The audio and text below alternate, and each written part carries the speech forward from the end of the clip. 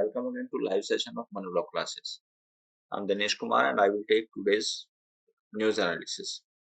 Today is 25th October 2023. So now we come to the important news. So first news is Bhutan and China makes progress in border talks. So basically ये भूटान और China के बीच में border talks हुई है, मतलब border के बारे में इन्होंने बात की है, ठीक है। और ये उनका 25th राउंड ऑफ डिस्कशन है रिगार्डिंग द बाउंड्री, ठीक है। तो जैसा कि आप जानते हैं कि जो चाइना है, ठीक है, चाइना के साथ और कई कंट्री की सीमा जुड़ी हुई है, इंडिया लाइक भूटान, ठीक है। तो इंडिया के साथ भी चाइना का डिस्प्यूट चलता रहता है रिगार्डिंग द बाउंड्री, और same here in the case of Bhutan, but they are trying to resolve it permanently by the talks, ठीक है। Now we come to next news. Swiss embassy yet to respond to police request for help in identifying murder victim, ठीक है। तो जैसा हमने discuss किया था आपसे कि एक स्विस फीमेल थी, उनका मर्डर हो गया है, and I discuss the term human trafficking. Human trafficking human trafficking जो है आर्टिकल 23 में इसको प्रोहिबिट किया गया है, आर्टिकल 23 कॉन्स्टिट्यूशन ऑफ इंडिया, और इसको जो है सेक्शन 370 आईपीसी में डिफाइन भी किया गया और पनिश भी किया गया, ठीक है। नाउ वी कम टू मोर। तो इसमें जो इनके एक्यूज थे, इसके मर्डर के एक्यूज थे, उनको अरेस्ट कर लिया गया है पुलिस ने। और अब पुलिस क्या कर रही है कि पुलिस एक तो कॉज ऑफ द डेथ पता करने की कोशिश कर रही है कि death of the cause of the death क्या था। और एक टर्म यहाँ पर इंपॉर्टेंट है, psycho analysis test. So my point is here this, what is the psycho analysis test, ठीक है। तो जो बहुत सारे टेस्ट होते हैं जिसे हम डिस्कस करते हैं, जैसे मान लिया पुलिस किसी पर्सन की इन्वेस्टिगेशन कर रही है। अब इन्वेस्टिगेशन करना पुलिस का एक्सक्लूसिव राइट है, ठीक है। और इन्वेस्टिगेशन से संबंधित जो प्रोविजंस हैं वो सेक्शन 154 सीआरपीसी टू 176 सीआरपीसी दिए गए हैं, ठीक है।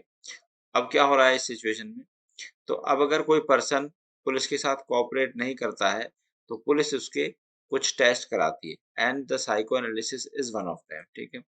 अब यहाँ पर एक लीगल एस्पेक्ट ये आता है कि अगर psycho analysis with the consent of the accuse person होता है, with the consent of accuse person, then it is okay, but if it is not with the consent of accuse person then it is not okay, तो फिर ये okay नहीं है। और इससे संबंधित हम एक लॉ डिस्कस करेंगे। देयर इज सेक्शन 161 क्लॉज 3, ठीक है, सीआरपीसी का है ये सेक्शन। ये कहता है कि जो पुलिस है, पुलिस किसी पर्सन को थ्रेट, प्रॉमिस और इंड्यूसमेंट नहीं देगी, और वो पर्सन जो है किसी ऐसे क्वेश्चन का बाउंड आंसर देने के लिए बाउंड नहीं है जिससे उसको लगे कि वो किसी क्रिमिनल एक्टिविटी में फंस जाएगा। Similar provisions is there as a fundamental right under article 20 clause 3, ठीक है। और इसको हम बोलते हैं, we call it doctrine of self incrimination, we call it doctrine of self incrimination, ठीक है। अब डॉक्ट्रिन ऑफ सेल्फ इंक्रिमिनेशन का मतलब ये है कि अगर किसी पर्सन को ये लगता है कि अगर उसने किसी क्वेश्चन का आंसर दिया तो वो किसी ऑफेंस में फंस जाएगा, तो यहाँ पर लॉ उसको ये प्रोटेक्शन देता है कि वो ऐसे मामलों में, ऐसे मैटर्स में साइलेंट रह सकता है। So basically this article 20 clause 3 recognize right to remain silence, right to remain silence, ये राइट टू रिमेन साइलेंस को रिकॉग्नाइज करता है, ठीक है। अब यहाँ पर कंसर्न ये है कि अगर किसी पर्सन का डेलिबरेटली या against the will of concern person कोई हम टेस्ट कराते हैं, तो ये जो टेस्ट हैं ये वॉइड होंगे और इनकी कोई लीगल वैल्यू नहीं होगी। इससे संबंधित एक डिसीजन है। तो बेसिकली ऑनरेबल सुप्रीम कोर्ट ने in the case of Selvi versus state of Karnataka, ये डिसीजन नोट डाउन कर लेंगे। Selvi versus state of Karnataka के केस में ये डिसीजन दिया था कि that any test means like narcoanalysis test, brain mapping test, or any other test, if conducted against the wish or desire of the accused person, then it would amount to the violation of his fundamental right given under Article 20 Clause 3 of the Constitution of India. ठीक है, तो यहाँ पर अगर police किसी person के इस तरह के टेस्ट करती है और वो उसकी परमिशन के बिना होते हैं, उसकी इच्छा के बिना होते हैं, तो उस पर्सन का ये फंडामेंटल राइट वॉयलेट माना जाता है। For Delhi's lifers release after 14 years become a board game। ठीक है, तो basically it is talking about the remission policy. अब रेमिशन पॉलिसी इस बार आपके एग्जाम के पॉइंट ऑफ व्यू से इम्पोर्टेंट है, क्योंकि एक तो इसमें गुजरात में कुछ लोगों को छोड़ा गया था, फिर इसमें अभी एक अमरमणि त्रिपाठी थे, उनका रिलीज हुआ था। अब हम थोड़ा सा इसको ब्रॉडली समझते हैं। देखिएगा, सेक्शन 53 जो है हमारा आईपीसी का, वो डिफरेंट काइंड्स ऑफ पनिशमेंट हमको बताता है, जैसे capital punishment, life imprisonment, imprisonment up to any other years, और simple imprisonment, forfeiture of property, ठीक है, एंड फाइन। अब अब अगर किसी पर्सन को लाइफ इम्प्रिजनमेंट दी है, लाइफ इम्प्रिजनमेंट का मतलब है कि that person will remain in prison till the last breath of his life. तो जब भी आप लाइफ इम्प्रिजनमेंट सुनेंगे, तो लाइफ इम्प्रिजनमेंट का मतलब यह है कि वो पर्सन अपनी पूरी जिंदगी, means last breath of life, वो जेल में रहेगा। लेकिन इसके कुछ एक्सेप्शंस हैं, ठीक है, तो इसके एक्सेप्शन क्या है? इसका एक्सेप्शन है रिमिशन पॉलिसी। अब रिमिशन पॉलिसी क्या कहती है कि अगर किसी पर्सन को लाइफ इम्प्रिजनमेंट दिया गया और उस पर्सन ने 14 इयर्स अपने जेल में काट लिए, और 14 इयर्स काटने के बाद वो जो है उसका बिहेवियर देखा गया कि उसका बिहेवियर बहुत अच्छा है, ठीक है, और उसमें रिफॉर्मेशन की पॉसिबिलिटीज है।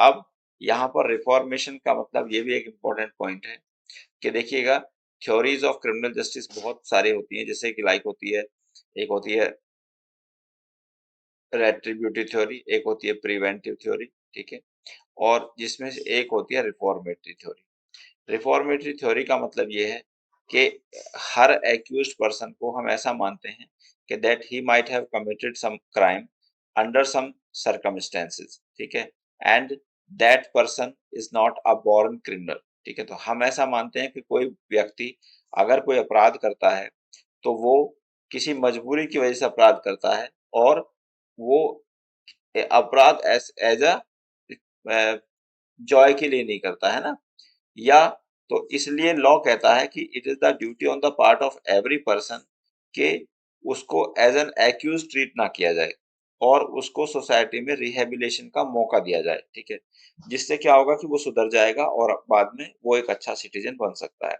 तो इसी पॉइंट को ध्यान में रखते हुए सरकार ऐसे कन्विक्टेड पर्सन जिन्होंने 14 इयर्स लाइफ इम्प्रिजनमेंट काट लिया है, उनको छोड़ती है on the basis of good behaviour, ठीक है। अगर उनका 14 इयर्स तक गुड बिहेवियर रहा है तो उनको जेल से रिलीज किया जा सकता है। तो this falls under the remission policy. तो इसके लिए क्या होता है कि जो इसकी बोर्ड है, दिल्ली सेंटेंस रिव्यू बोर्ड, जो दिया हुआ है, दिल्ली सेंटेंस रिव्यू बोर्ड अपनी एक साल में 3 बैठक करता है, मैंडेटरी रिक्वायरमेंट है, और उसमें ये डिसाइड करता है कि किस एक्यूज पर्सन को छोड़ा जाए। Now we come to next. Hate speech is the fastest way to promotion in BJP. So basically, we will discuss the concept of hate speech, and we are not concerned with the this news. So I will tell you what is this hate speech. क्या है hate speech? ठीक है. तो basically, Article 19(1)(a) Constitution of India हमको देता है, हम का मतलब है यहाँ पर every citizen of India. तो this right is available to citizen of India only, citizen of India only। ये राइट सिटीजन ऑफ इंडिया के पास ही है। अब ये कहता है कि अगर कोई पर्सन, मतलब कोई भी सिटीजन ऑफ इंडिया, उसके पास ये फंडामेंटल राइट है कि वो अपने विचारों को अभिव्यक्त कर सकता है, ठीक है, बोल सकता है, लेकिन ये राइट जो है वो एब्सोल्यूट नहीं है, ये राइट एब्सोल्यूट नहीं है। अब इसमें क्या है कि it is subject to reasonable restrictions जो दी गई हैं आर्टिकल 19 क्लॉज 2 में। तो इन रीजनेबल रेस्ट्रिक्शंस जो दी गई, जैसे friendly relation with the foreign state, sovereignty and integrity of India, security of the state, defamation, incitement of an offence, ये सब कुछ ग्राउंड्स दी गई हैं जिनके आधार पर किसी भी पर्सन के right to freedom of speech को कर्टेल किया जा सकता है। अब what is this hate speech? So hate speech is hate speech does not fall within the purview of Article 19(1)(a). This is the most important point. Hate speech क्या है? Hate speech, we consider hate speech as an offense. Hate speech के कुछ hate speech का मतलब है कोई ऐसी speech देना जिससे कि लोगों में धर्म के आधार पर, जाति के आधार पर या रेस के आधार पर लोग डिवाइड, है ना? तो ये जो है इसको हम मानते हैं कि it is directly against the unity and integrity of the nation, and the unity and integrity of the nation is one of the objective given in the preamble of the constitution of India. Preamble, unity and integrity of nation एक objective है जो कि preamble of constitution of India में दिया गया है। ठीक है, अब यहाँ पर लॉ क्या कहता है? तो इसके कुछ प्रोविजंस हैं, जैसे सेक्शन 124A आईपीसी, बहुत इंपॉर्टेंट प्रोविजन है। It defines sedition. सेडिशन का मतलब क्या होता है कि जब कोई पर्सन डिसअफेक्शन क्रिएट करता है। अब यहाँ पर ये जो वर्ड डिसअफेक्शन है ये आपको याद रखना है। You can not write any word और you can not use any word in place of disaffection. So you are required to learn this word or this remain this word in your memory. ठीक है, तो disaffection against the legally established government. तो अगर कोई person legally established government के खिलाफ disaffection करता है, मतलब लोगों को भड़काता है, तो ऐसा व्यक्ति सेडिशन के लिए जिम्मेदार होता है। ठीक है, सिमिलरली अगर आप देखेंगे 153AA है, तो ये कहता है कि अगर कोई व्यक्ति लोगों की धार्मिक भावनाओं को भड़काता है या धर्म के बिहाफ पर लोगों को डिवाइड करता है, तो 153AA में वो लायबल होता है। सिमिलरली आप देखेंगे 295A, तो ये कहता है कि अगर कोई 295 ये दोनों सेक्शन जो है वो आईपीसी के हैं और सेडिशन भी आईपीसी का है। क्योंकि ये एक ऑफेंस है इसलिए हम citing here the relevant provisions of IPC. तो अगर कोई व्यक्ति धर्म के आधार पर दो लोगों को या दो धर्म के मानने वाले लोगों को भड़काता है, तो वो पर्सन 295A में ऑफेंस करता हुआ माना जाता है। So I have discussed this hate speech with you. Sedition is very very important. Her bar sedition से क्वेश्चन आ जाता है। ठीक, now we come to next news.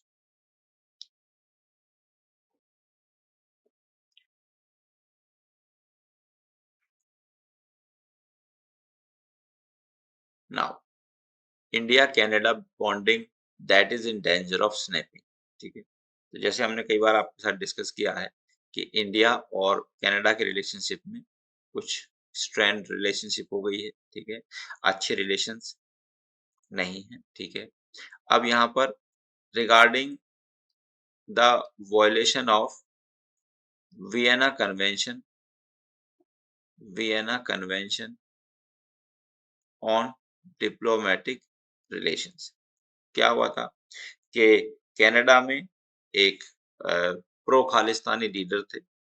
Pro Khalistani मतलब जो खालिस्तान की डिमांड करते हैं हमारे देश में, उनमें का एक लीडर थे, इसका नाम था नज्जर, हरदीप सिंह नज्जर। उनकी अनआइडेंटिफाइड पीपल ने डेथ कॉज कर दी या किसी पर्सन ने उनकी डेथ कॉज कर दी, जिससे कनाडा गवर्नमेंट ने ये एलिगेशन लगाए कि Indian government is behind this murder of mister Hardeep Singh Nijjar. ठीक है, तो यहाँ पर इंडियन गवर्नमेंट ने कहा कि we do not have any role in the murder of और किलिंग ऑफ मिस्टर नज्जर। ठीक, यहीं से जो रिलेशनशिप है इंडिया और कनाडा की थोड़ी स्ट्रेंथ होने लगी, जिसका सब्सिक्वेंट क्या रिजल्ट क्या हुआ कि इंडिया ने कनाडा से पूछा कि आप अपने नंबर ऑफ डिप्लोमेट्स को रिड्यूस करो, कम करो। ठीक है, क्योंकि आपके जो डिप्लोमेट्स हैं वो हमारे देश के इंटरनल अफेयर्स में इंटरफेरेंस करते हैं। बाद में सब्सिक्वेंटली कनाडा ने अपने डिप्लोमेट्स को कम कर दिया। ठीक है, अब उसके इफेक्ट को डिस्कस कर रहे हैं रिटायर्ड प्रोफेसर विनोद खदरिया, ठीक है। अब ये जो एडिटोरियल न्यूज है, इसमें मैं केवल इनके विचारों को डिस्कस कर रहा हूँ, ठीक है। And these are not my personal views, ठीक है। So now according to the author, इन्होंने कहा है कि हमारे जो रिलेशनशिप है वो स्ट्रेंथ हो गई है। तो फर्स्ट पॉइंट उन्होंने ये कहा है कि इंडिया, इसमें कनाडा में बहुत ज्यादा इंडियन लोग रहते हैं, ठीक है। अब कुछ लोगों के पास ये है, हमारा ओवरसीज सिटीजनशिप है, ठीक है, और a life time Indian visa है। अब अगर इस तरह के रिलेशनशिप में स्ट्रेंथ रिलेशनशिप होगी, या जैसे वीजा की सब सर्विसेज डिसरप्ट की गई है, कनाडा ने नंबर ऑफ डिप्लोमेट्स को कम होने के बाद अपने कई ऑफिसेस, जो रीजनल ऑफिसेस थे, उनको बंद कर दिया है, जिससे लोगों को प्रॉब्लम हो रही है वीजा वगैरह के सेंस में, ठीक है। नेक्स्ट फिर उन्होंने कहा ग्लोबल कॉम्पैक्ट ऑन माइग्रेशन, ठीक है। तो बहुत सारे लोग जो हैं कहाँ जाते हैं, कनाडा जाते हैं इंडिया से, और इसमें स्टूडेंट्स भी होते हैं, बिजनेसमैन भी होते हैं और टूरिस्ट भी होते हैं, ठीक है।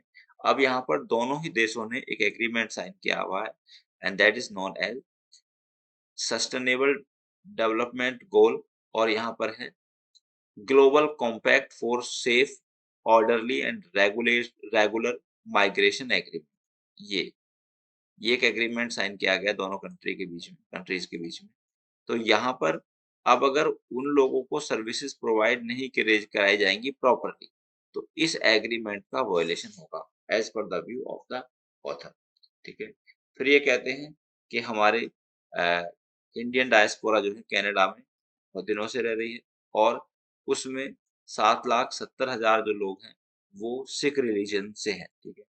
अब अगर अब यहाँ के जो सिख रिलीजन है, वो देखो कि वो इंडिया के त्योहार भी या इंडिया के फेस्टिवल भी सेलिब्रेट करते हैं, और कनाडा के उसको भी सेलिब्रेट करते हैं। अब अगर और उनका इंडिया आना जाना भी लगा रहता है। अब अगर उनको वीजा में इस तरह की कुछ प्रॉब्लम्स आएंगी, तो it will also be affected, तो ये भी उनका अफेक्ट हो, ठीक है।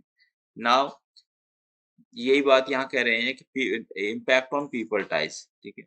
मान लिया उनके कुछ रिलेटिव इंडिया में रहते हैं और कुछ रिलेटिव कनाडा में रहते हैं। अब अगर उनको वीजा सर्विसेज में प्रॉब्लम आएगी, तो फिर ये भी उसको अफेक्ट करेगा। तो इनका कंसर्न ये था कि इंडिया और कनाडा के रिलेशन जो है वो जल्दी ही इम्प्रूव होने चाहिए और नॉर्मलाइज होने चाहिए, otherwise both country will face some challenges. Now we come to this news, how Olympic cities are selected.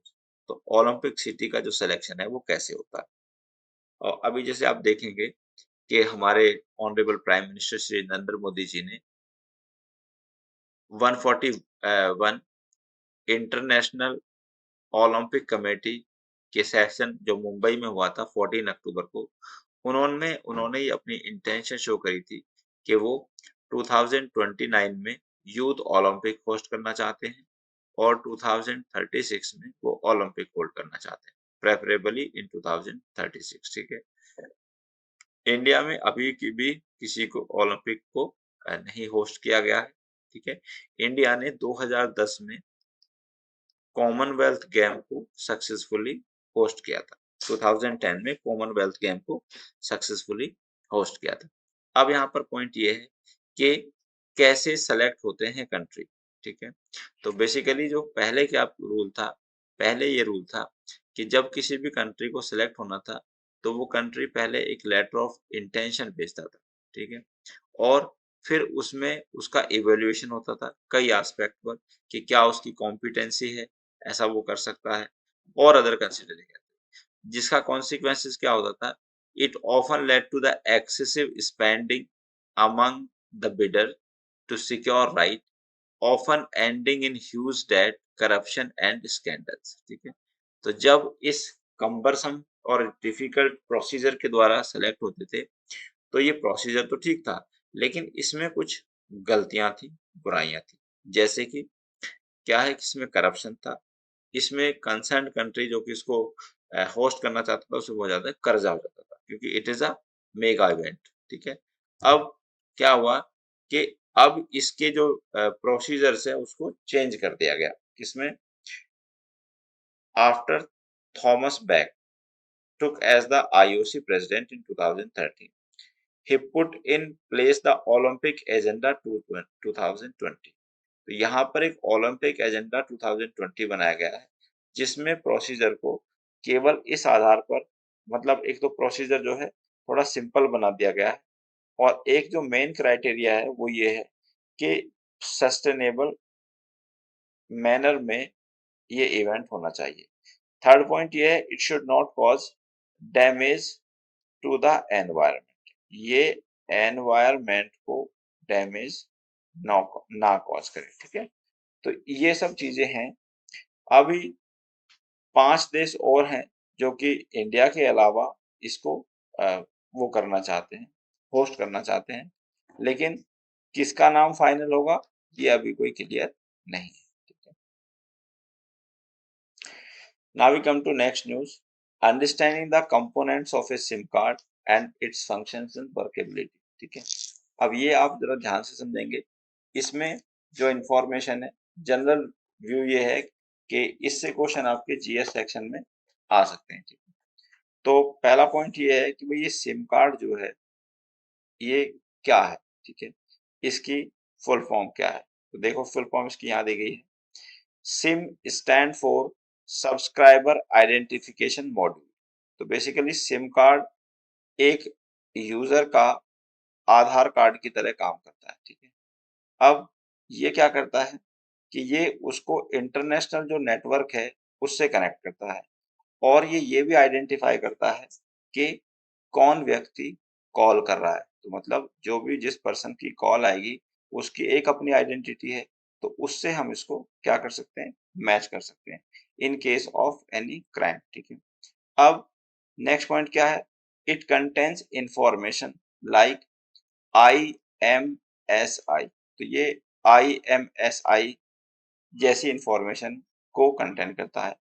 IMSI की फुल फॉर्म होती है इंटरनेशनल, ये फुल फॉर्म इंपॉर्टेंट है आपके लिए, mobile subscriber identity.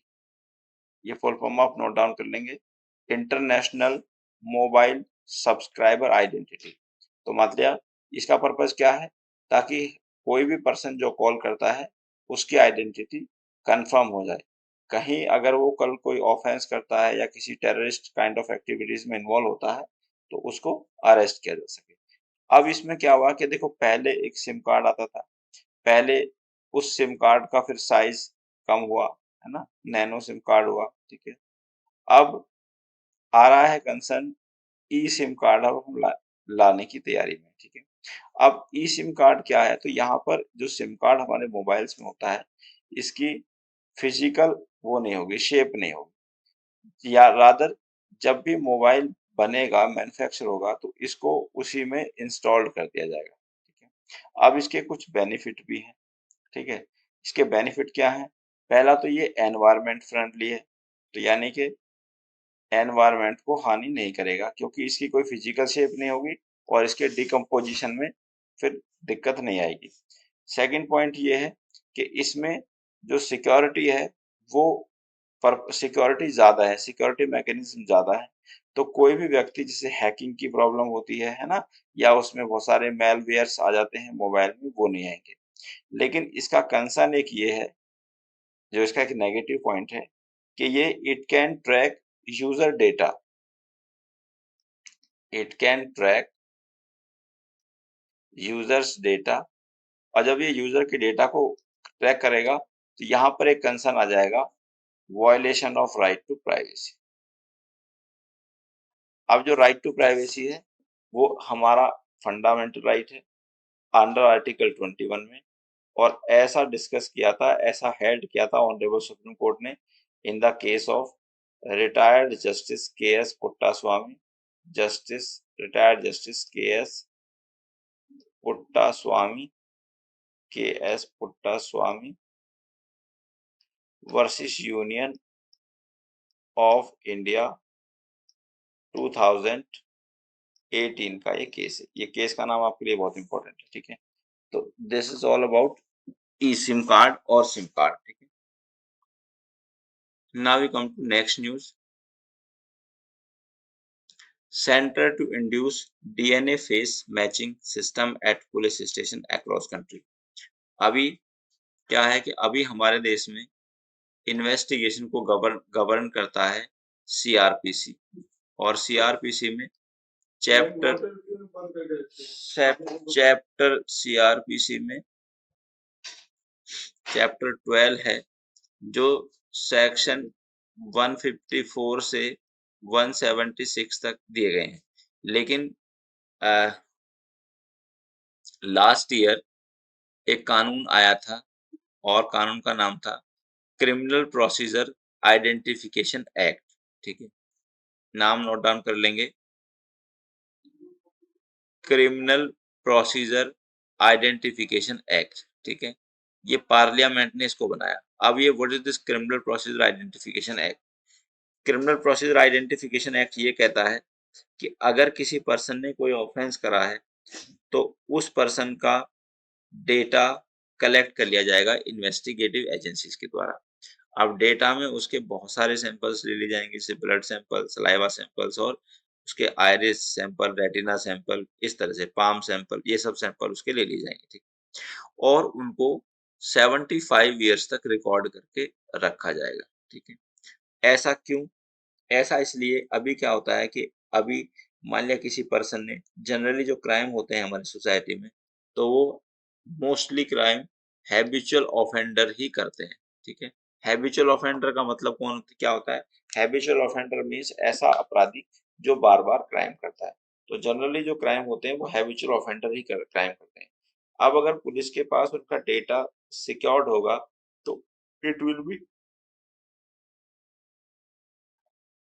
it will be easy for the police to identify or arrest such person for the purpose of prevention of the crime। तो police उनको आसानी से अरेस्ट कर लेगी, और इससे हमारी सोसाइटी में जो होने वाला अपराध है वो कम हो जाएगा। लेकिन यहाँ पर इसके कंसर्न ये थे कि ये लोगों के राइट टू प्राइवेसी का वायलेशन कर सकता है। अब राइट टू प्राइवेसी हमारे पास एक एब्सोल्यूट राइट नहीं है, ठीक है। तो अगर कोई पर्सन क्रिमिनल एक्टिविटीज में इन्वॉल्व है, तो उसको राइट टू प्राइवेसी कर्टेल किया जा सकता है, ठीक है। अब यहाँ पर कहता है कि गवर्नमेंट ने क्या किया है कि पुलिस स्टेशन में DNA and face matching camera लगाएगी 1300 पुलिस स्टेशन।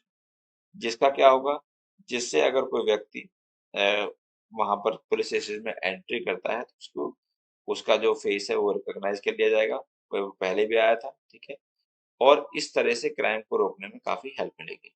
अब इट हैज रिप्लेस्ड, ये जो हमारा नया एक्ट है criminal procedure identification act, it has replaced 100 years old Identification of Prisoner Act 1920, whose scope was limited capturing finger impressions, footprints, photograph of the convict prisoners, ठीक है। लेकिन अभी पहले हम क्या लेते थे, उसके फिंगरप्रिंट लेते थे, फुटप्रिंट लेते थे और फोटोग्राफ लेते थे। लेकिन अभी और बहुत सारी इंफॉर्मेशन एक्यूज की लेके कलेक्ट कर ली जाएगी। तो it is the extended part of the this prisoners identification act, क्योंकि प्रिजनर आइडेंटिफिकेशन एक्ट 1920 में बना था, और that is not compatible with the today's circumstances. Now we come to next news. Though not elected, judges have vital role to play in evolution of society, ठीक है। तो ये honourable supreme court के justice हैं, chief justice D Y Chandrachud ji, इनका statement है।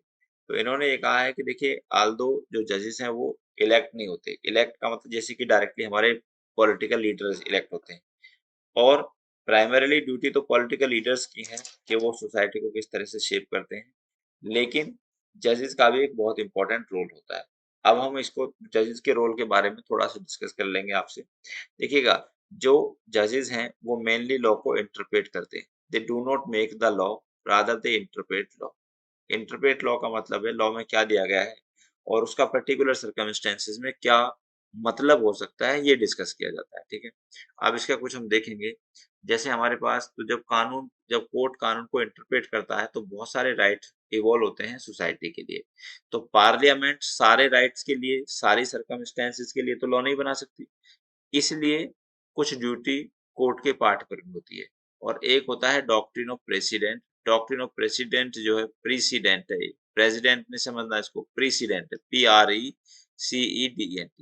Doctrine of precedent article 141 constitution of India में दिया है और ये कहता है कि every decision of honourable supreme Court is the laws of the land. Supreme Court का हर डिसीजन देश का कानून है। अब इसमें हम कुछ डिसीजन देखते हैं, जैसे देखेंगे एक केस था Vishakha Vishakha versus state of Rajasthan. ये बहुत लैंडमार्क जजमेंट था। इस केस में ऑनरेबल सुप्रीम कोर्ट ने कहा कि sexual harassment of a female at work place violets her fundamental right given under article 14, 15 and 19 of the constitution of India and 21। ठीक है, तो ये इस पर तो पार्लियामेंट ने पहले लॉ नहीं बनाया था। अब ऑनरेबल सुप्रीम कोर्ट ने इस केस में विशाखा गाइडलाइंस दी। विशाखा गाइडलाइंस का मतलब हर उस कंपनी के लिए ये मैंडेटरी बन गया जो कि जिसमें 10 या मोर देन 10 एम्प्लॉइज हैं। तो यहाँ पर इस डिसीजन से सोसाइटी का बेनिफिट हुआ, या एक सोसाइटी जो हमारे फीमेल हैं जो काम करती हैं उनके लिए एक प्रोटेक्शन मिली। इस सेंस में ऑनरेबल कोर्ट ने कहा है।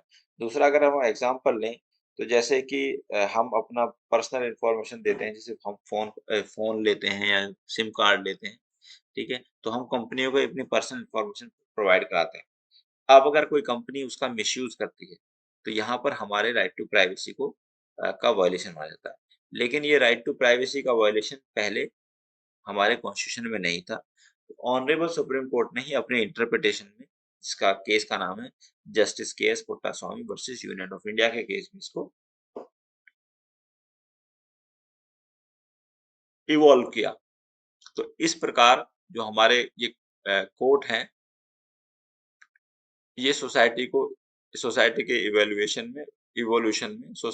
इवोल्यूशन में बहुत इम्पोर्टेंट भूमिका निभाते हैं। इज़राइल ने स्ट्राइक में मोर देन 700 पीपल को एक डे में मार दिया है। तो ये तो काफ़ी दिन से इसका कॉन्फ्लिक्ट चल रहा है and this is not the relevant aspect for us. So that's all for today, my dear students. I will come again with the next such news analysis. Till then, thank you very much. Goodbye.